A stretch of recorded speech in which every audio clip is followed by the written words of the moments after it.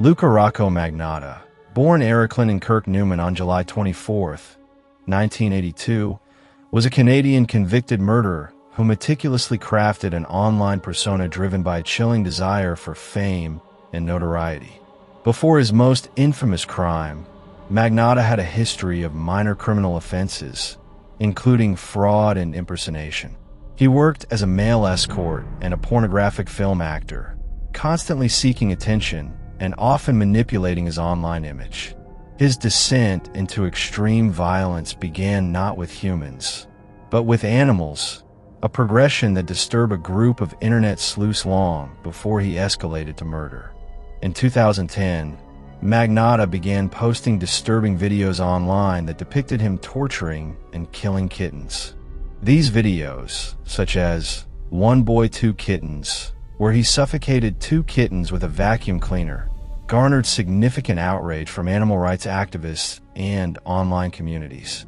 A group of dedicated cyber sleuths, featured in the Netflix documentary Don't F*** K with Cats, became obsessed with identifying and tracking down the perpetrator, warning authorities that his escalating animal cruelty could be a precursor to violence against humans.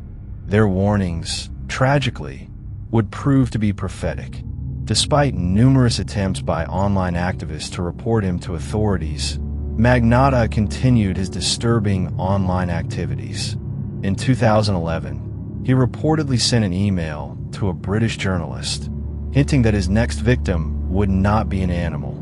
This chilling foreshadowing set the stage for the unspeakable crime that would shock the world.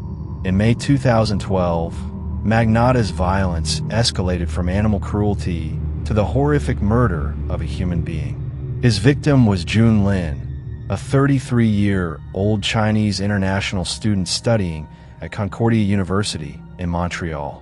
The two had met after Lin responded to Magnotta's online advertisement for an escort. The exact date of Lin's death is believed to be May 24th or 25, 2012. What followed was a meticulously planned and recorded act of extreme depravity. Magnotta murdered Jun Lin in his apartment in Montreal. The method of murder involved stabbing him repeatedly with an ice pick, later determined to be a screwdriver, and a kitchen knife. This horrifying act, along with the subsequent dismemberment of Lin's body and acts of necrophilia, was all captured on an 11-minute video titled One Lunatic, One Ice Pick, which Magnotta then uploaded to a gore website.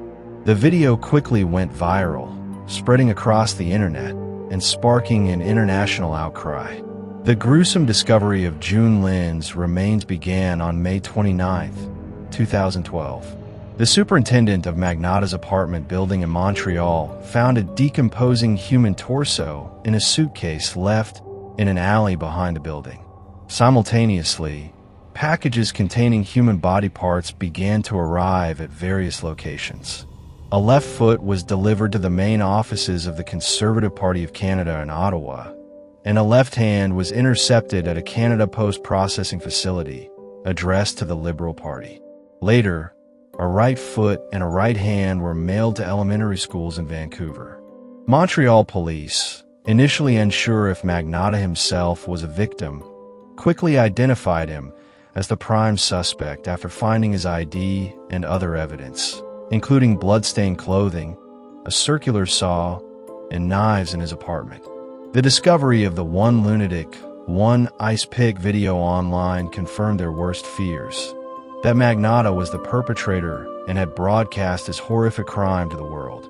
Interpol issued a red notice, placing police in 190 countries on high alert for Magnotta. The case instantly became a global sensation. News outlets worldwide covered the gruesome details, and the online community, particularly the group who had tracked him for his animal abuse videos, felt a grim vindication mixed with profound horror. Magnotta became one of the most wanted men in the world, with authorities actively tracing his movements across Europe. After a frantic international manhunt, Luka Magnotta was finally apprehended on June 4, 2012, in Berlin, Germany. He was found in an internet cafe, reportedly reading news articles about himself. He initially tried to give false names to the police, but eventually admitted his identity.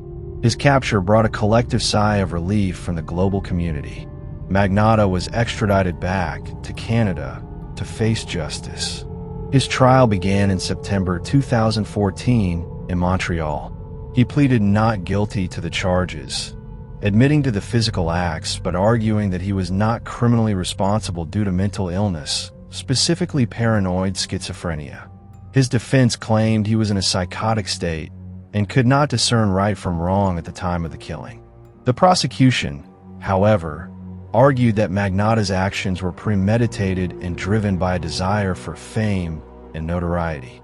They presented evidence of his meticulous planning, his escape to Europe, and the clear intent behind posting the video online. The jury, after 8 days of deliberations, rejected the defense's insanity plea. On December 23, 2014, Luka Magnotta was found guilty of first-degree murder, committing an indignity to a human body, publishing obscene material, mailing obscene and indecent material, and criminally harassing then Prime Minister Stephen Harper and other members of Parliament. He was sentenced to life imprisonment with no eligibility for parole for 25 years for the first-degree murder charge, plus an additional 19 years for the other charges, to be served concurrently. The case of Luka Magnotta remains a stark and disturbing example of how the internet can be used not only to commit heinous crimes, but also to amplify their impact. His quest for online notoriety led him down a path of increasing depravity, culminating in a murder that sickened the world. The role of internet sleuths in initially identifying and tracking him also highlighted the power of online communities, albeit in a dark context.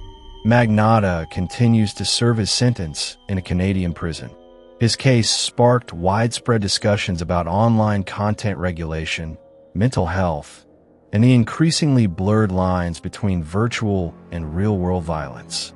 The horrific details of the One Lunatic, One Ice Pick video and the subsequent manhunt cemented Luka Magnotta's place as one of the most chilling figures in modern true crime history, a testament to the dangers of unchecked obsession and the pursuit of infamy in a digital age.